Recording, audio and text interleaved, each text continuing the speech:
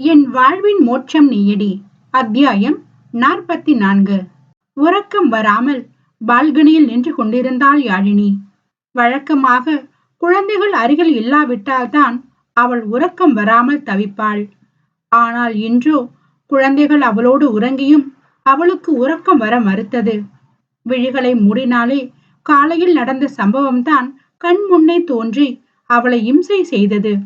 1 மணி நேரம் படுக்கையில் புரண்டு கிடந்தவளுக்கு பைத்தியமே பிடிப்பது போல இருக்கவும் தான் பால்கனிக்கு வந்துவிட்டாள்.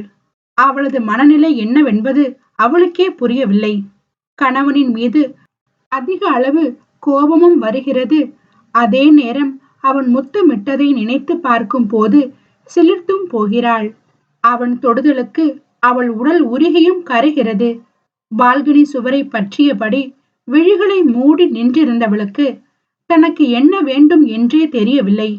வெகு நேரம் விழிகளை மூடி நின்றிருந்தவளுக்கு யாரோ தன்னையே பார்ப்பது போல மனம் உந்த விழிகளை திறந்து பக்கவாட்டாக திரும்பியவள் பக்கத்து பால்கனியில் நின்றிருந்த ஜெய்யை கண்டு சற்று தடுமாறி போனாலும் பார்வையை வானத்தை பார்த்தவாறு திருப்பிக் கொண்டாள்.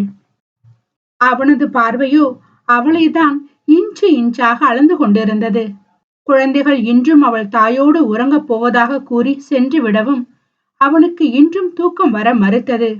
குழந்தைகள் இல்லாதது மட்டுமே அவனது தூக்கமின்மைக்கு காரணமா என்று கேட்டால் நிச்சயமாக இல்லை.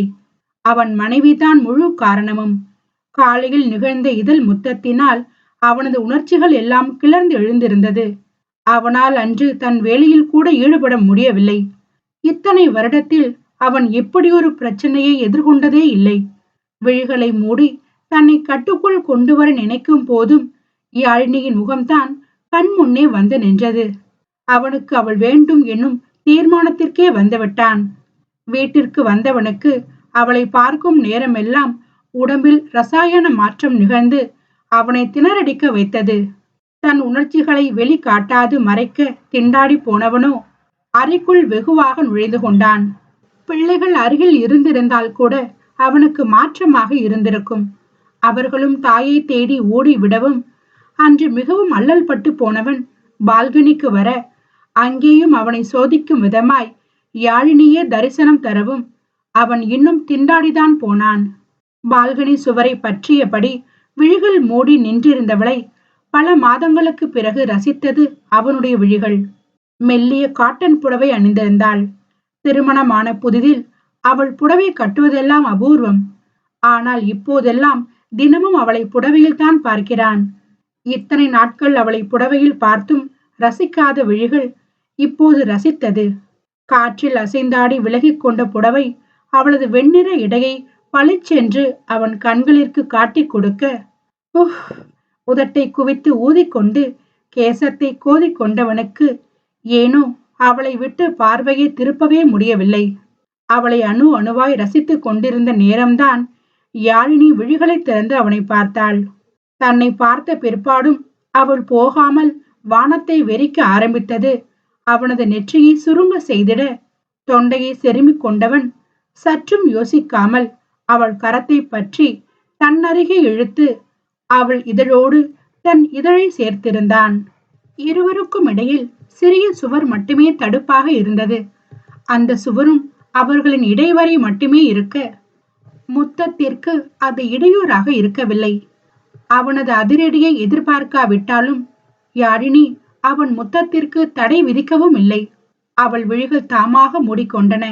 இதழ்கள் அவன் இதழ்களுக்கு வழிவிட்டு இசைந்து கொடுக்க அவள் உடலும் அவன் தொடுகைக்கு வாகாக உருகி நெகிழ்ந்தது. அவள் தனது தொடுதலுக்கு உருகி குழைவதிலேயே பழைய நினைவுகள் அவனுள் கிளர்ந்தெழ புதைந்திருந்த அவள் மீதான காதல் மீண்டும் வெளிவரத் தொடங்கியது.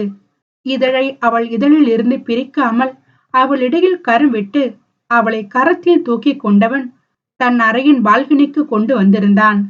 அவளை அவன் அறையில் மஞ்சத்தில் படுக்க வைக்கும் வரையிலும் இருவரின் இதழ்களும் சற்றும் விலகிக் கொள்ளவில்லை. விலகிக் கொள்ளவும் முயற்சிக்கவில்லை.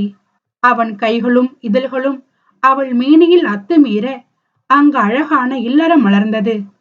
அவளும் கணவன் தொடுகைக்கு உருகி குழைய அன்றைய இரவில் மீண்டும் மீண்டும் அவளை நாடினான்.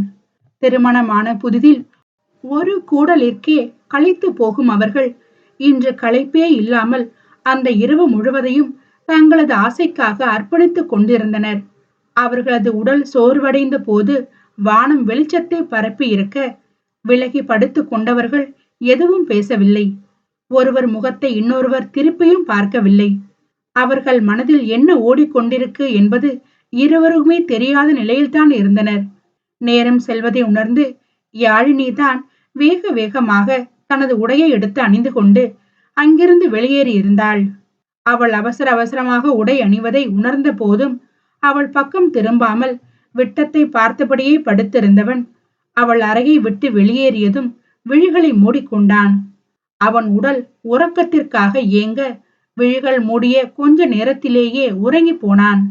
தனதறைக்கு வந்த யாழினிக்கு உடம்பெல்லாம் வலித்தது. தூக்கம் வேறு கண்களை சுழட்டி மணியை பார்த்தாள். 5:30 காட்டியது. சிறிது நேரம் தூங்கலாம் என்று படுத்தவள் அடித்து போட்டது போன்று உறங்கத் தொடங்கி இருந்தாள். ஹாய்மா என்றபடி டைனிங் டேபிளில் வந்து அமர்ந்த மகனை நெற்றி சுருங்க பார்த்தாள் வனஜா. என்னடா இப்போதான் வர என்று வினவியபடி அவனுக்கு தட்டை வைத்து உணவு பரிமாற, கொஞ்சம் டயர்டுமா, தூங்கிட்டேன் என்ற மகனை ஏற இறங்க பார்த்தவர் ஓ என்று விட்டு, நீ அப்படியெல்லாம் தூங்குற ஆள் கிடையாதே, நைட்டு லேட்டா தூங்கினாலும் காலையில ஆபீஸ் போக கரெக்ட் டைமுக்கு வந்துடுவியே என்றார் அவனுக்கு சட்னியை வைத்தபடியே. தொண்டையை செருமி கொண்டவனோ, நைட்டு ஹெவி ஒர்க்கு அதான் என்று கூற, அப்படி என்னடா ஹெவி ஒர்க்கு, நைட்டு கண்ணு முழிச்சு வேலை பார்க்காதன்னு உன்னை எத்தனை தடவை சொல்றது, பாரு கண்ணெல்லாம் செவந்து போயிருக்கு என்று புலம்பிக் கொண்டிருந்த நேரம் யாழினியும் சமையல் அறையில் இருந்து வெளி வந்திருந்தவள் டேபிளின் மீது இருந்த காய்களை எடுத்துக்கொண்டு மீண்டும் சமையல் அறைக்குள் நுழைந்து கொண்டாள். அவள் வந்ததை அறிந்தவனின் விழிகளோ அவள் மீது ரசனையாக படிய அவன் பார்வையை எதிர்கொண்டவளும் அடுத்த சில நொடிகளில் எல்லாம் மீண்டும் சமையல் அறைக்குள் நுழைந்து கொள்ள அவனுக்குத்தான் ஏமாற்றமாகி போனது. ஏனோ அவளை பார்த்து கொண்டே இருக்க வேண்டும் என்று மனமும் உடலும் ஆசைப்பட்டது. இன்னைக்கு என்னாச்சுன்னு தெரியல, யாழினியும் ரொம்ப நேரம் தூங்கிட்டா.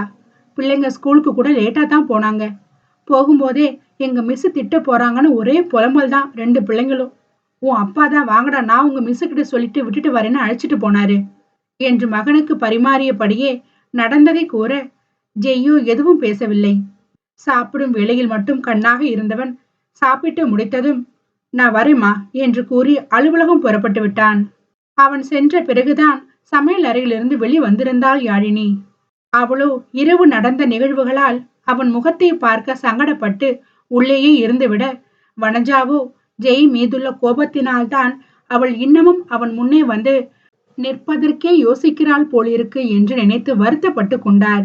அன்று வழக்கம் போல நகர, அப்பா இன்னைக்கு நாங்க உங்க கூடவே தூங்கட்டுமா என்றபடி வந்து நின்றனர் 2 குழந்தைகளும். ஜெய்யோ காலையிலிருந்து எப்பொழுதடா இரவு வரும் என்பதை எதிர்பார்த்தல்லவா நேரத்தை கடத்தி கொண்டிருந்தான். குழந்தைகள் அவனோடு அவன் அறையில் உறங்கினால் தன் ஆசை நிறைவேறாமல் போக வாய்ப்பிருக்கு என்பதை கருதி, நீங்க உங்க அம்மா கூடவே தூங்குங்க என்று கூற இருவரும் ஒருவரை ஒருவர் பார்த்துவிட்டு தகப்பனை வித்தியாசமாக பார்த்து வைத்தனர். என்னடா? அவர்களின் பார்வை மாற்றத்தை கண்டு அவன் வினவ, எப்பவும் நீங்க உங்க கூட தானே தூங்க சொல்லுவீங்க, இப்போ நாங்களே வந்து அம்மா கூட படுக்க சொல்றீங்க? வருண் வினவ தொண்டையை செருமி கொண்டவனோ, அது அப்பாவுக்கு கொஞ்சம் உடம்பு சரியில்லை அதான் என்று கூற பிள்ளைகள் இருவரும் அதற்கு மேல் தூண்டி துருவவில்லை. சரிப்பா என்று சமத்தாக சென்று விட்டனர். குழந்தைகளை யாழினிதான் ஜெய்யோடு தூங்க அனுப்பி வைத்தாள்.